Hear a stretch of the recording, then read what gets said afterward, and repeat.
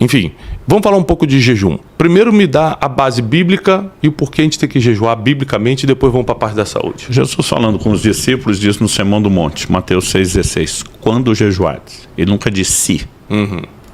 Então, assim, agora eu vou pegar a carona nas costas de John Wesley, um grande ensinador bíblico, que as costas dele é mais larga do que a minha. Obrigado. Você gostou, né?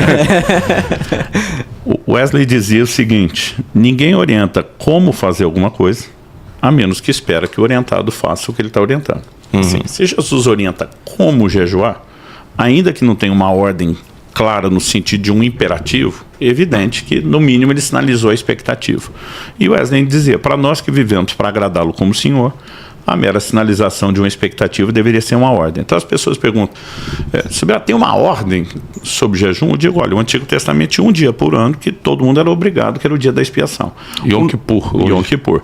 O Novo Testamento não tem esse imperativo como você vai achar vigiai, orai, aquele tom de ordem, mas está implícito, né? Em Lucas 5 perguntaram para Jesus, por que é que seus discípulos não jejuam? Ele diz, enquanto o noivo está presente, os convidados não fazem isso. Mas quando o noivo foi tirado, ele falava de si, eles vão jejuar. Então, o jejum tem que ser parte da vida de um discípulo de Jesus. Aí as pessoas perguntam, o que é jejum? Hoje em dia a palavra jejum virou sinônimo de abstinência. Qual que é a abstinência? Né? Então, você está lendo lá uma matéria esportiva, vai falar de um determinado time que está em jejum de título. Ou de um atacante que está em jejum de gols. Mas a palavra traduzida como jejum lá no koineu grego antigo, em que foi escrito o Novo Testamento, é nestil. Ne é um prefixo de negação, estil é comida. Não comer. Então, existem outras formas de abstinência? Tem, a Bíblia fala, mas eu sempre digo que elas deveriam ser complementares e não substitutas do jejum de comida. Agora, o que Jesus não definiu foi a periodicidade do jejum. De quanto em quanto tempo faz? Não tem uma determinação. Então, eu digo às pessoas, significa que você pode escolher ou ter uma orientação personalizada do Espírito Santo para isso. Jesus não definiu a duração do jejum. Então, na Bíblia, você tem um jejum de parte do dia, você tem jejum de um dia inteiro, passou de um dia, a gente já chama de prolongado, né? Estourou as 24 horas. Aí você tem na Bíblia períodos como 3, 7, 14, 21 e até 40, ou seja, mostra que mesmo prolongado, a flexibilidade de prazo gigantesca. A Bíblia também fala de tipos de jejum diferentes. Jejum de Daniel, que é bem conhecido, né? A Bíblia diz durante 21 dias, 3 semanas, ele não comeu carne, não bebeu vinho, nem manjar desejável. Então, restrição de alguns grupos alimentares. Tirou doce, bebida alcoólica e carne vermelha. E carne vermelha. Então, mas não significa uma abstinência completa. A Bíblia fala de João Batista consumindo mel e gafanhoto, quer dizer, uma restrição. Mas nós temos jejum que a gente chama de normal, é o que Jesus fez. A Bíblia diz durante 40 dias ele não comeu e ao fim dos quais teve fome. Não diz que ele não bebeu nem que não teve sede. Então as pessoas precisam entender, a água não é alimento.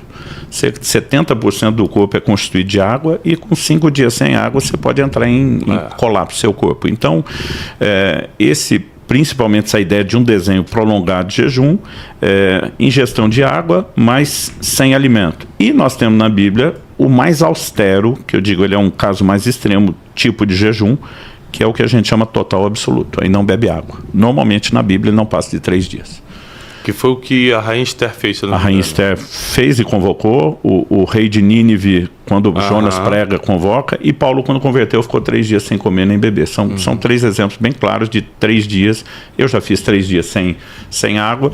A moçada lá da igreja diz, pastor, isso é o mais punk, é o mais austero de todos. Né? Então, Jesus também não determinou o tipo. Então, a gente tem essa variedade, e lá nós reinventamos e adaptamos um meme antigo para falar do jejum. Eu digo sempre o seguinte, meu jejum, minhas regras. Porque o povo quer regras sobre o jejum. Eu digo, não tem, você tem liberdade. E às vezes eles não sabem o que fazer com a liberdade. Né? Então outro dia um falou, eu posso jejuar pão e água, como os antigos faziam. Eu falei, pode fazer até com pastel e caldo de cana. Não recomendo nenhum nem outro, mas no sentido de possibilidade. Né? Então a gente tem esse universo. Para quem está começando, é melhor começar devagar. Então tem gente que fala assim, se é verdade jejua 40 dias, também quero fazer um de 40 dias. O que eu faço? Eu falo, você já fez um? Não. Eu falo, começa com um. Né? Então assim, jejum prolongado para mim, antes da gente mexer mais no assunto, eu sempre digo, deveria ter prática e treino. Eu não faço sem acompanhamento médico, antes, durante e depois. E eu falo da importância de uma direção do Espírito Santo. a impressão espiritual que eu tenho, e eu queria a sua contribuição bíblica com isso, é que a maior função do jejum é nos enfraquecer em termos carnais para fortalecer o espírito. Ou seja, eu não acredito que a gente vai mover o coração de Deus porque está em jejum, tadinho, vou ajudá-lo. Mas que a gente fica mais sensível. Sim. Então, qual o conselho que eu dou para os meus alunos, que é do Café com Destino, o meu aluno Método Destiny, etc., me segue nas redes sociais, assiste as pregações aos domingos? Quando é a hora de fazer jejum? Não é uma regra, não é doutrina, é só um conselho. Quando você sente que está fraco espiritualmente e a carne está começando a dar uma gritadinha, ou seja, a carne está pedindo alguma coisa. Geralmente eu jejuo assim, sabe? Quando, eu, por exemplo, eu odeio quem fala mal dos outros. Eu acho que isso é uma... Primeiro que a Bíblia diz que Deus odeia quem semeia contenda entre os irmãos e tal. Mas uma vez eu me peguei numa conversa, mesmo de uma forma muito educada e cortês, falando de uma pessoa. E aquilo provocou uma raiva contra mim mesmo. Eu falei, caramba, eu odeio isso e acabei de cometer esse troço aqui. Estou fazendo. Aí eu fui e eu fiz um jejum. Eu fiz um jejum, assim, prolongado, falando, Deus, minha carne não pode ganhar força. Não só para questões morais, né, que você é uma pessoa muito ligada a sexo, a pornografia, sabe, as questões mais morais. Você precisa jejuar. Não tem outro caminho, eu não conheço outro caminho. O jejum ele vai enfraquecer sua carne, ou seja, a carne que eu digo não é só o físico, não, a carnalidade, isso, as vontades do corpo, e vai fortalecer o seu espírito. Lembrando que jejum sem oração e leitura da palavra é dieta. Então o jejum bíblico é acompanhado de oração e leitura da palavra. Na sua visão, a pessoa deve jejuar por quê? E qual o conselho? Eu sei que não é doutrina, não é regra. Qual o conselho que você dá de quando fazer o jejum? Bom, vamos lá. Na Bíblia, você vai encontrar diferentes propósitos para o jejum. Tem gente que jejua em momentos de arrependimento. Tem gente que jejua para consagração, que acho que é o ponto que você falou. Eu não quero cair, tropeçar e consertar depois, eu posso matar antes. Tem gente, situações extremas, eu sempre digo que requerem medidas extremas. Está enfrentando uma grande dificuldade, uma situação familiar, está buscando intervenção de Deus. Então, na Bíblia você vai ver Josafá convocando jejum diante de um inimigo que eles não podiam vencer, Esdras jejuando por proteção. Então, eu uma vez fiz uma relação dos propósitos de jejum, eu falei, gente, tem muitos. Mas uma coisa que Deus me chamou a atenção é que, na verdade, você tem um primário e vários secundários. Todos os secundários convergem no primário. O primário é buscar Deus. Então, eu falo até para a pessoa, você nem precisa de um secundário. Eu quero mais a Deus, eu posso ir direto. Mas na lógica de eu quero mais Deus, Deus é mais favorável que o jejum, porque você falou, não tem a ver com merecimento. Isso anula a doutrina bíblica. A gente recebe tudo de Deus pela graça, acesso pela fé. Aí eu mereci algo porque eu fiz um sacrifício, não faz sentido.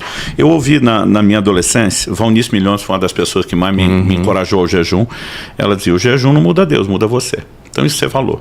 O enfraquecimento da carnalidade. Só falando da Valnice aqui, desculpa te interromper, ela hoje, não sei quantos anos exatamente ela tem, mas é uma senhora já, e é uma prova que o jejum dá certo.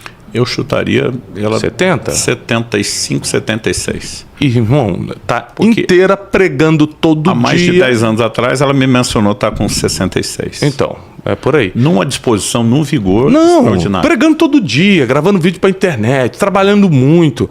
Gente, o jejum dá certo. Exatamente. Então, assim, o que você falou, ponto. Né? A Bíblia fala sobre essa mortificação da vontade da carne, que não é matar o corpo. Paulo diz, fazer e morrer a vossa natureza terrena. Quando eu comecei a jejuar aos 15 anos. Aos 18 anos, todo mês eu começava com 3 a 7 dias na água. Eu fui crescendo na prática. Foi só nos últimos anos que eu passei a fazer os prolongados, jejuns de 40 dias. Eu estou fazendo um por semestre desse. Eu já fiz vários. A primeira vez que eu fiz um de 40, os amigos estavam assim, uau, o cara fez o jejum de Jesus. Todo mundo veio, e aí? Mas o e aí é assim, você ouviu o coro dos anjos, sentiu o perfume do céu. E eu falei para todo mundo assim, eu estou em crise. Como assim? Eu falei, crise profunda. Como crise? Eu falei, cara, eu sou um colérico, meu temperamento. Para quem não sabe o que é barraqueiro por natureza. Cara, durante 40 dias, nada e ninguém me irritava, Tiago. Minha mulher é um doce de pessoa, quem conhece ela sabe, mas ela tirava onda comigo, ela parava na minha frente, olhava para mim e dizia, quem é você? Quem tá aí? O que você fez com meu marido? Ela dizia, amor, você tá numa paz. Aí os caras falam assim, mas era ruim? Eu falei, não, era maravilhoso. Ele falou, mas então por que a crise? Eu falei, a crise é que acabou com a minha desculpa. Que a vida inteira eu jogava na conta do temperamento, mas o temperamento não tinha mudado. Né? Então assim, quem jejuou com recorrência, com frequência, vai testemunhar as mesmas coisas. As coisas materiais perdem a atração e o valor. Você entende o dinheiro como servo e não como senhor. O coração fica blindado contra a ofensa. Tem gente que fala assim, não consigo perdoar. Eu digo, vai jejuar. Você tem que matar esse negócio que está aí dentro de você. Mas como você disse, só tentar enfraquecer a carne sem fortalecer o espírito é uma lógica... A matemática não fecha. Incompleta. Então, assim, o contraponto com o jejum, do jejum com oração, com o tempo na palavra, vai fazer muita diferença.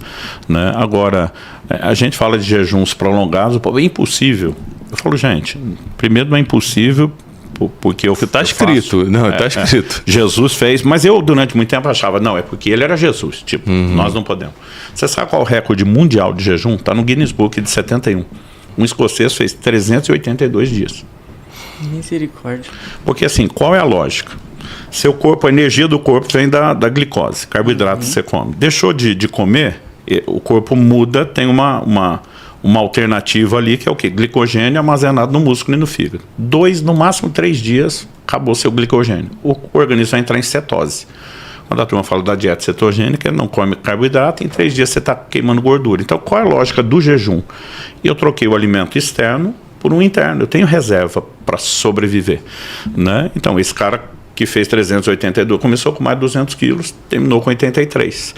Era um caso assim, se ele não parasse de comer, ele ia morrer. Então, ele não tinha opção e entrou, gostou, se sentiu bem, né, e durou. Então, assim, eu me exercito no jejum, que é uma outra coisa interessante. Toma água, né? Tomo água, mas assim, também faço exercício físico. Eu chego a pegar 1 hora de cardio, 2 de musculação, tipo nos últimos dos 40 dias de jejum. Por quê? Foi uma coisa que eu aprendi com médicos. Eles dizem, a tontura do jejum prolongado, a fraqueza, mas não tem fraqueza? Eu digo, quando você não exercita, tem. Porque você parou de comer, o metabolismo baixou. Quem para de comer, para de exercitar, baixa mais. O organismo está em modo de sobrevivência, o metabolismo baixo, ele conclui, não precisa de energia. Então ele economiza, não é que ele não tem para entregar. Quando você exercita, você força ele a entregar. Esse médico dizia, cara, no passado, que não tinha essa abundância de alimento, o cara 4, 5 dias sem comer, não tinha energia para caçar, a humanidade estava extinta. Então, assim, são coisas que você aprende no sentido, não estou dizendo que todo mundo tem que fazer isso, mas, cara, eu faço 2 prolongados por ano. Eu não posso parar 80 dias minha agenda no ano e eu quero ter o jejum com disposição física para fazer o resto. Então, assim, eu fui aprendendo a manter em primeiro lugar a parte espiritual, mas os resultados físicos, meu médico, ele falou, eu não vou só te acompanhar, você é meu rato laboratório. Né? Um dos últimos, ele me pediu 71 tipos de exame de sangue antes e depois, só para a gente fazer o comparativo. Uma pergunta, se Jesus era perfeito, por que ele jejuou? Excelente pergunta. O Wesley que me mandou no WhatsApp aqui. Eu ia falar para ele para não ficar feio para eu estou fazendo todas as perguntas boas, aí ele mandou aqui e me deu essa chance. Isso precisa colocar o jejum num patamar que, apesar da gente entender que ele significa a mortificação da carne, ele não depende de um problema estar instalado. Então, por exemplo, é lógico, Jesus teria um enfrentamento com o reino espiritual, com Satanás. O jejum tem um poder, quando nós falamos em guerra espiritual, fantástico. Mas nós não podemos dizer que é só isso, né? A gente não precisa esperar a carne estar gritando ou estar com muita força para enfraquecê-la. A gente pode se antecipar. Eu creio que nós temos vários aspectos pelos quais Jesus teria feito isso.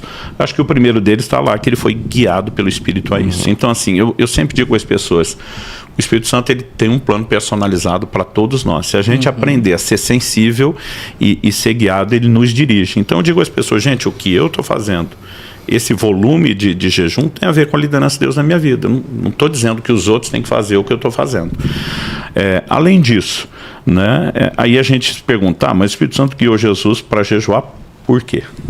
né? Então não pode ser somente a ideia de vamos vencer a carne. Ele seria tentado, ele enfraquece a carne antes desse grande volume de tentações, porque mesmo no sentido de nunca ter pecado, não significa que ele não foi exposto à possibilidade dele, né? Então a Bíblia faz distinção em tentação e pecado. Claro. O Jesus, que nunca foi pecado, foi tentado, poderia ter. E acredito que ele nos ensina que uma das formas de vencer a tentação, e a nossa guerra com o pecado não deveria ser só levantar depois, deveria ser vencê-lo antes e não cair, né?